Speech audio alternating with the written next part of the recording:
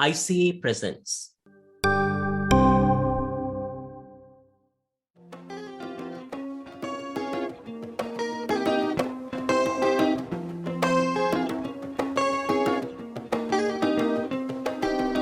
Kiara Kotokatawa. From the International Communication Association Podcast Network, this is Interventions from the Global South. In this podcast, we listen to the voices of community organizers, activists, and intellectuals from and of the Global South, imagining different worlds. My name is Professor Mohan Dutta from Massey University in Aotearoa, New Zealand. Today, we have the pleasure of having with us Professor Rafael Grohmann from Brazil. Rafael is a professor at Unicinos University in Brazil, the coordinator of the DigiLabor Research Lab, and the principal investigator at the Fair Work Project in Brazil. He's also the director of the Platform Cooperativism Observatory in Brazil, funded by Rosa Luxemburg Stiftung, and a founding member of Labor Tech Research Network. His work focuses on platform labor, worker organization, and data platform co-ops both inside and beyond academia. Today, we will discuss digital sovereignty and how scholars from the Global South engage platforms distributing academic work, as well as the platforms hosting other forms of labor. We will talk about how translation into multiple languages impacts the way that scholarship and journals are perceived, and also about the open data movement and academic research climate in Brazil and other Global South countries. Welcome, Rafael. It's a pleasure to have you here. Thank you, Mohan. Thank you, ICA, for having me in this amazing podcast. What, in your understanding, is the Global South? The Global South is not a homogeneous thing. Brazil or India or China cannot understood as the same thing in a label as Global South. And on one hand, Global South can be co-opted by Global North because the colonial and Global South things are fashion now in the Global North. There are fissures regarding how we researchers from Global South can penetrate the mainstream circuits of academic work and communication and media research around the world. Recently, a Brazilian colleague called Ana Suzina published in Media, Culture and Society about English as lingua franca, or how English as the standardized way to understanding academic knowledge can be a sterilized way of academic knowledge. So I think we from Global South can offer other ways of knowledge, but this cannot be understood as a box or thing. We cannot understand ourselves as only researchers of, on, and from Global South, because we can offer other things too. It's beautiful, Rafael, how you have complicated the idea of Global South, not just as space, but really thinking through the question of power. This idea that Global South as a box often works to reproduce a cultural category that actually limits the possibilities and imaginative spheres that emerge out of these spaces. What are some strategies that are vital to articulating this alternative imaginaries? It's a political commitment to publish in Portuguese and in Spanish too. Because imagine that in Brazil, there are about 70 or 75 academic journals in Portuguese in media and communication research. In Latin America, there's a tradition in publishing in Spanish and Portuguese because many people in Brazil and other countries of Latin America does not understand and don't read in English. So it's very powerful to us. And this is another thing that Latin America and other countries from Global South have a strong tradition of really open science. and really open access. Not Taylor Francis or Sage open access, but public policies around academic research. This can be an alternative and a strong perspective to produce and circulate knowledge beyond the borders of academic production in the global north. We, researchers from Global South, have to publish in the main journals of the global north because it's important to struggle with the global north in their own language too. I have seen that many global north universities have offered global south job positions, like we need professors working on global south perspectives. Now, to survive, many western universities need our knowledge. It's a very complicated thing regarding migration, power, and knowledge, and so on.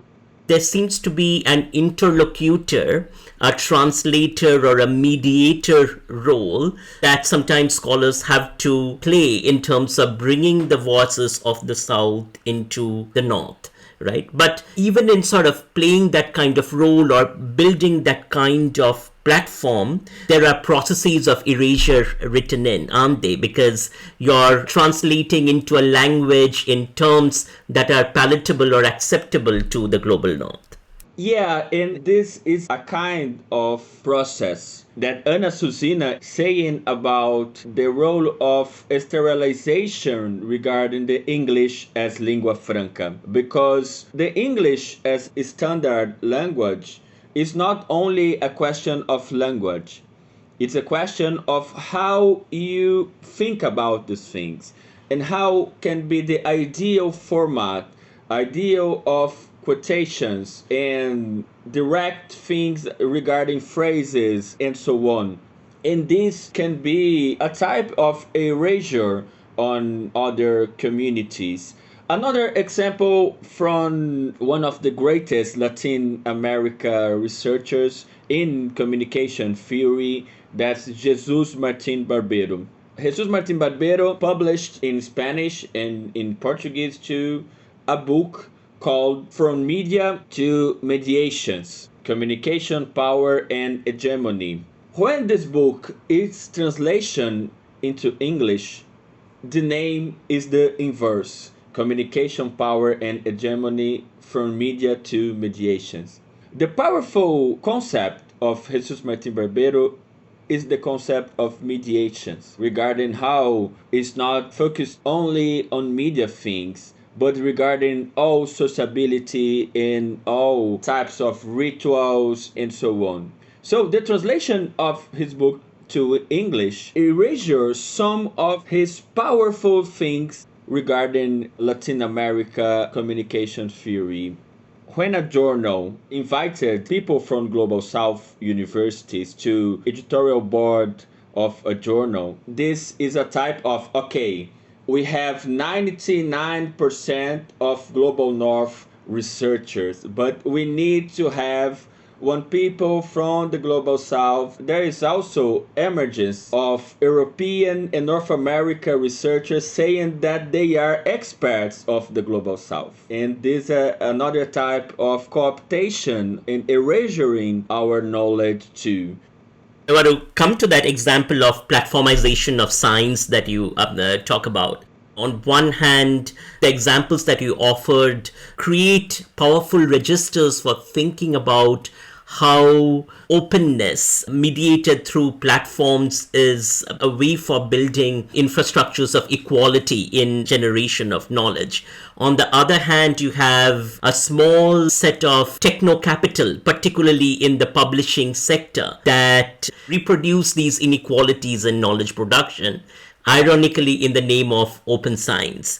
So could you reflect upon that dialectic between resistance and cooptation? The Silicon Valley ideology is that we offer a business with a common good or with social good purposes. This is a type of media and PR strategies also in the platforms of academic publications. Last year in Journal of Communication, my colleagues and me, led by Tayane Oliveira, published an article on the view from Latin America regarding open science and open communication. We say that open science in Latin America is not a functionalist thing. It's regarding infrastructures, regarding public infrastructures related to science and technology and innovation, regarding the real digital sovereignty of Latin America universities and Latin America countries. For instance, I know that SAGE has a type of platform, SagePath. SagePath is like a Tinder for academic publications.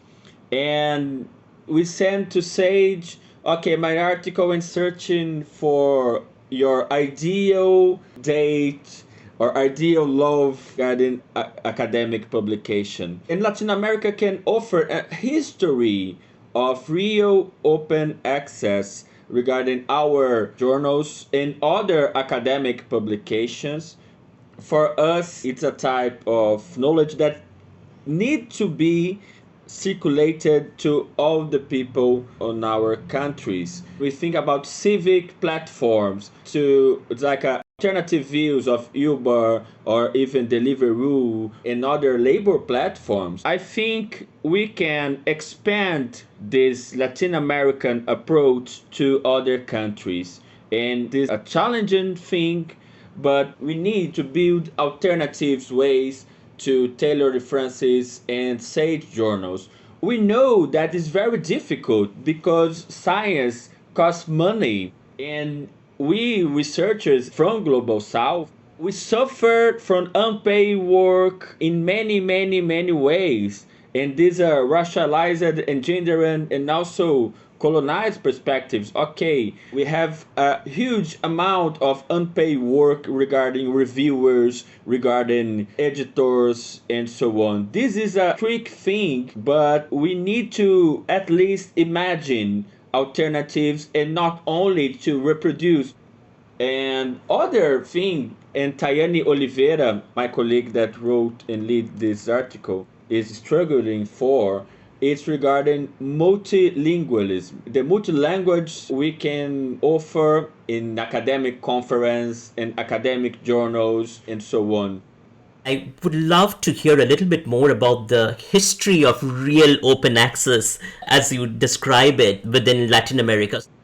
The Brazilian government in 70s and 80s built an infrastructure for journals that the journals are free and open, and it's mandatory to apply for funding in Brazil. We have no, I forgot the name of charges.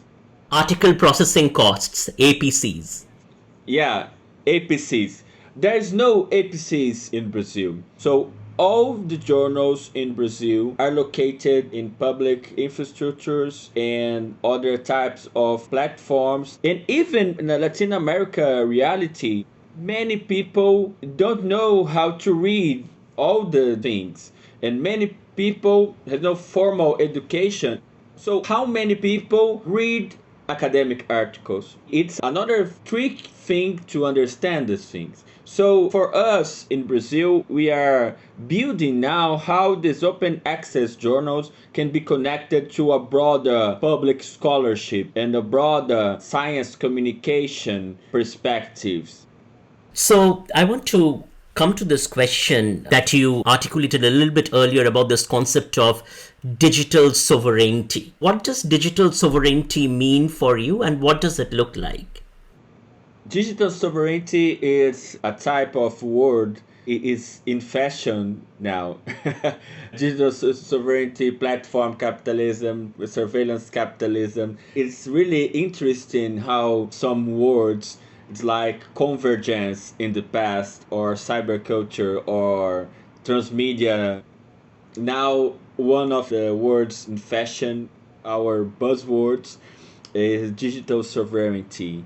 And for me, a digital sovereignty, when applied from global north perspectives, can be understood as, okay, we, a country of North America or Europe, need to protect our lines and protect our border lines regarding digital things because we need to protect our citizens. But from a global south perspective, these words can be understood in a reframing way in a context that many countries, even Brazil, can be understood as dependent on platforms from US mainly.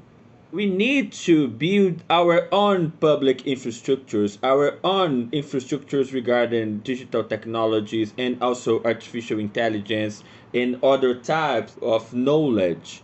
And not only to protect our citizens or protect our frontiers or something like that, but it's like survival because we don't want to be dependent country. We have a country that depends on data and platforms and infrastructures, even data centers and so on from United States of America.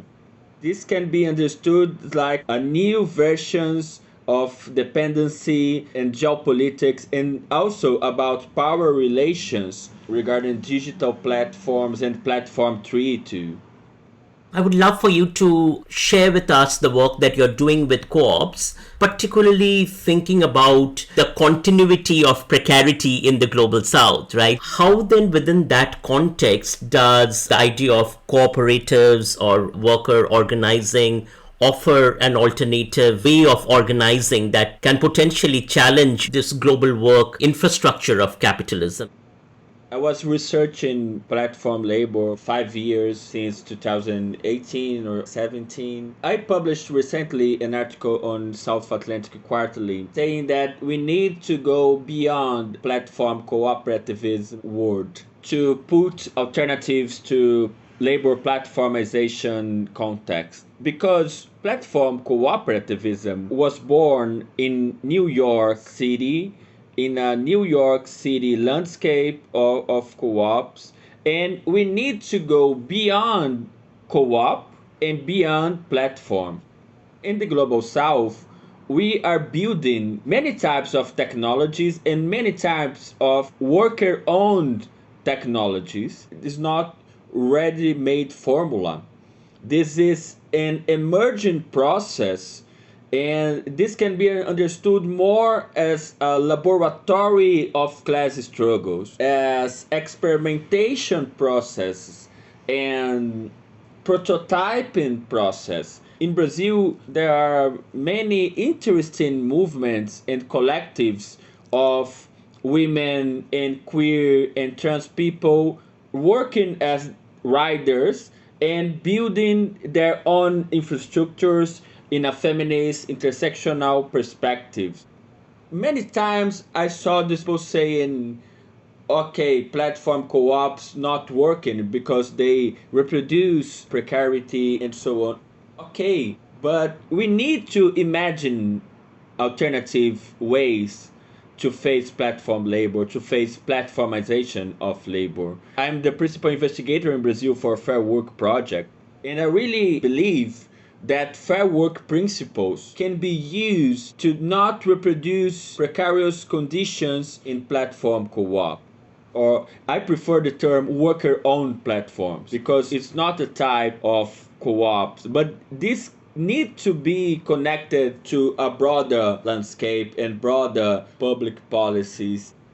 I want to move toward wrapping up by sort of turning to that question of co-option that you articulated earlier, because that seems to be a vital theoretical question for the global south. So, what then are ways in which one can turn to the question of culture in the global south as a transformative register that actually is critical of this co-option and resists it? I really like a quotation from David Harvey. He said that contradictions have the nasty habit of not being resolved, but merely moved around. And this is a powerful thing because the contradictions is here. In our academic work, The academic work and all of the work in capitalism is also expression and expropriation, or creation and exploitation in the same time. For me, one of our most important epistemic challenges is not only understand the contradictions, but put the contradictions moving with other in the same time. It's very hard to do, but it's amazing when we can, for instance, as Syed Mustafa Ali or others said, AI is a modern and colonial knowledge and power. So is it possible to decolonize AI? But other researchers say, okay, it's really possible to imagine and decolonizing AI perspective. I don't have the answer, but I really love this debate in a productive way. I'm interested really in this debate regarding the power and limits of the coloniality perspectives to understand AI or understand many other issues in media and communication research. The Global South has been the site of various interventions, if you will, that have been carried out by the forces of colonialism and empire and capitalism, really. Thinking about that kind of interventionism from the North, Latin America has been the bed of experimentation with neoliberal policy making, in many ways. So if interventions then that challenge the Global North are also to come from the Global South, what are some of the big picture kinds of threads that you see that are necessary for us to actually imagine and make possible another world? This is a really great question. For beginning, I think that one of the first steps is to hear more the voices from the Global South in mainstream perspectives. One main challenge is how we can connect these many types of knowledge and many types of academic publications. Last year, in the Brazilian Association of Communication Program, we organized a talk series with journal editors from Brazil and outside Brazil, with Africa, Asia, Europe, and Global North. I think the first step is that we need to strengthen our conversations between Global South and Global North in English, Portuguese, Spanish, and other languages too. And this is the first step, and from these conversations, we can imagine together alternative ways, even to media and communication theory, media and communication research. And what are the epistemologies of communication? And what are other authors we need to recover to understand emerging issues or historical issues? Kia ora, and in much solidarity with you, Rafael, as you imagine an alternative politics in the context of Brazil and offer many lessons within the broader picture of the universal emergent from the Global South. Lovely chatting. Thank you so much.